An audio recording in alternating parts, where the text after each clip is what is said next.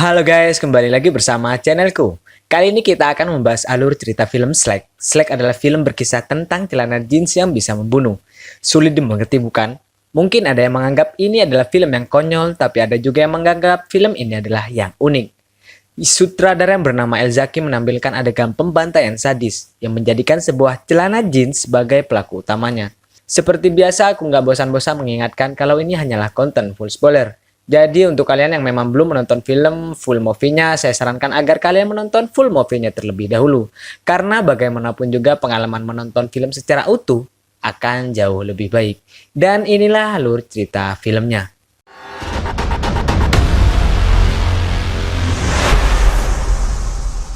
Film diawali dengan seorang gadis kecil yang sedang mengambil kapas yang nantinya akan diproduksi menjadi sebuah celana jeans yang bermerek Slack. Lalu menunjukkan bahwa gadis itu sedang berada di ladang eksperimen 357.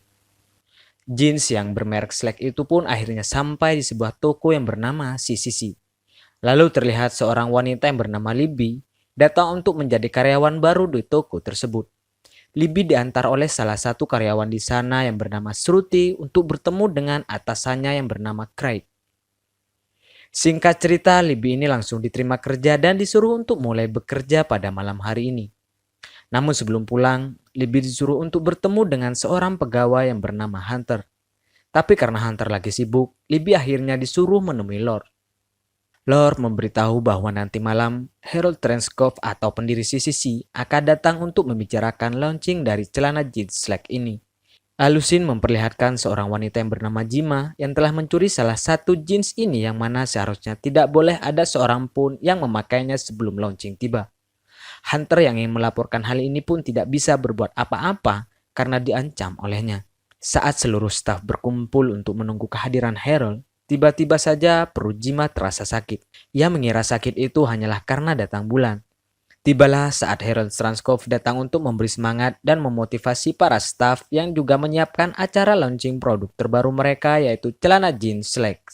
Di sisi lain, Jima yang berusaha untuk membuka celananya mulai panik karena mengetahui jeans itu semakin terasa ketat. Sampai-sampai pinggangnya mengeluarkan darah yang cukup banyak. Dan pada akhirnya membuat pinggangnya terjepit sehingga membuat Jima terbunuh dengan sadis.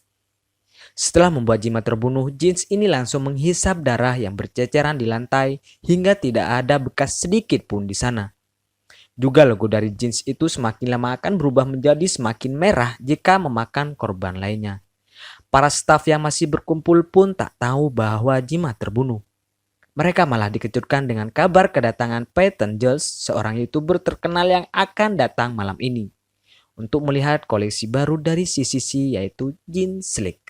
Setelah selesai, barulah Ray menyadari bahwa Jima tak kembali lagi. Craig lalu menyuruh Hunter untuk mencari Jima.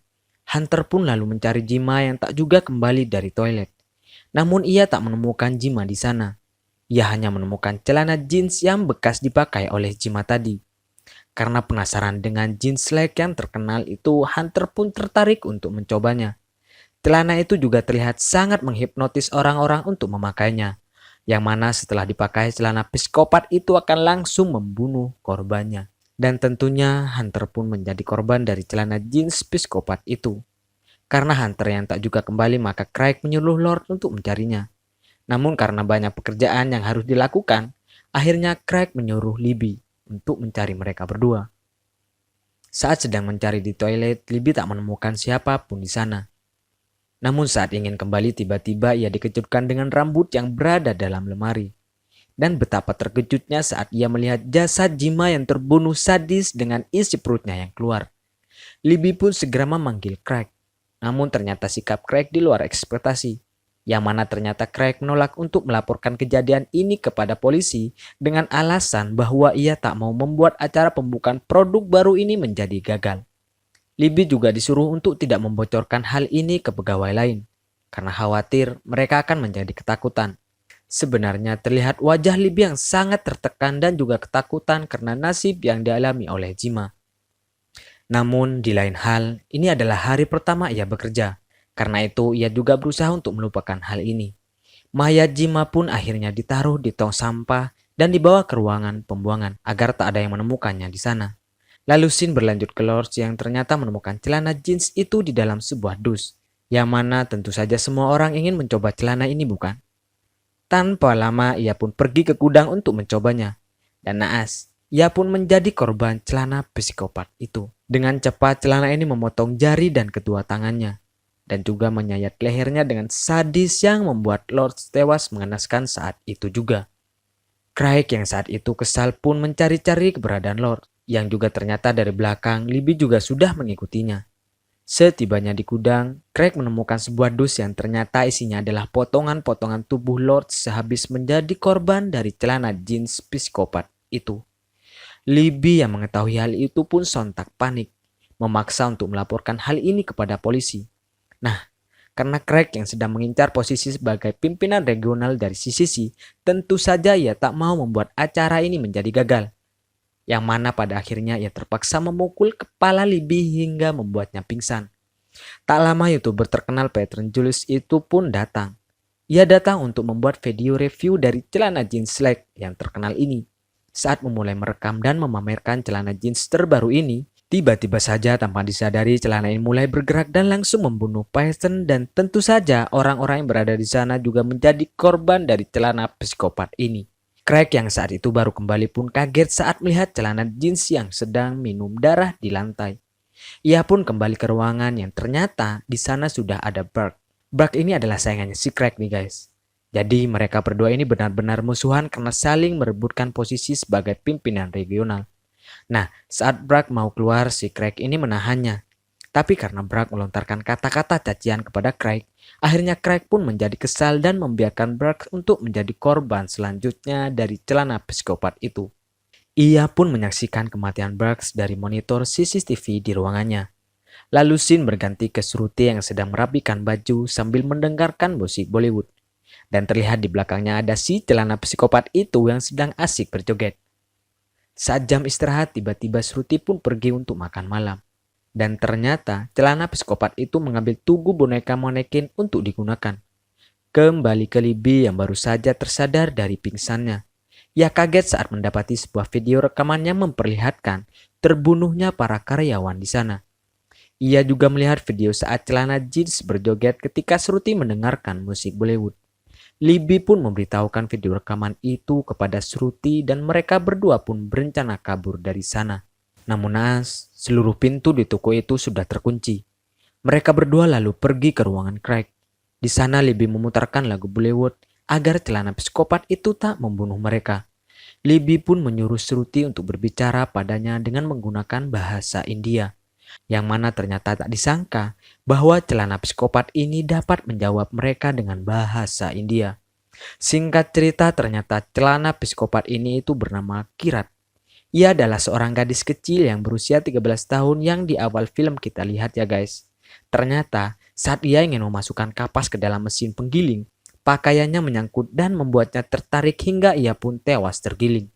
Ia juga mengatakan bahwa alasannya selama ini adalah untuk mendapatkan keadilan untuk dirinya. Libby dan Shruti akhirnya berencana untuk membuat video siaran tentang hal yang terjadi pada Kirat. Namun sayangnya tiba-tiba saja Craig menyemprotkan tabung pemadam kebakaran pada Kirat, yang mana Craig membuatnya murka saat berdebat dengan Craig. Tak lama tiba-tiba seluruh listrik menjadi padam. Libby dan Shruti pun mencoba untuk pergi mencari jejak Kirat. Mereka berdua mengikuti jejak darah yang mengarahkannya pada kumpulan celana jin yang sedang memakan para korbannya. Ternyata Kirat yang murka membuat seluruh celana jeans yang ada di sana menjadi hidup. Saat ingin kabur, ternyata Craig mengurung mereka berdua di sana karena ingin mengambil rekaman video pembunuhan itu. Tentu saja Shruti dan Libby tak semudah itu memberikan padanya. Mereka berdua pun akhirnya mengumpat di gudang agar Craig tak dapat menemukan mereka. Namun naas, posisi Shruti ketahuan oleh Craig. Dan karena kesal, Craig langsung menusuk Shruti hingga tewas. Dan tak lama Libby juga tertangkap oleh Craig. Saat detik-detik akhir nafasnya, akhirnya Kirat dan rombongannya datang, dan tanpa lama mereka semua memakan tubuh Craig dengan sangat keji, hingga hanya menyisakan tengkoraknya saja. Saat detik-detik peluncuran terbaru produk di toko CCC tiba, Libby merayu Kirat untuk memaafkan mereka semua, dan untuk tidak membunuh para pelanggan yang ingin membeli produk terbaru ini. Namun sayangnya Kirat yang mempunyai dendam dan tak dapat memaafkan mereka semua. Ia pun menolak rayuan Libby dan membunuh seluruh pelanggan yang ada di sana. Dan terlihat Libby yang mencoba menahan para pelanggan itu terjatuh dan membuat kepalanya pecah hingga akhirnya Libby pun tewas di tempat. Yang mana di akhir scene kita dapat melihat bahwa Libby memegang kartu memori yang menyimpan video-video pembunuhan yang dilakukan oleh Kirat. Dan film pun berakhir sampai di sini. Terima kasih teman-teman untuk kalian yang sudah menonton film ini dari awal sampai akhir. Sehat selalu. Wassalamualaikum warahmatullahi wabarakatuh.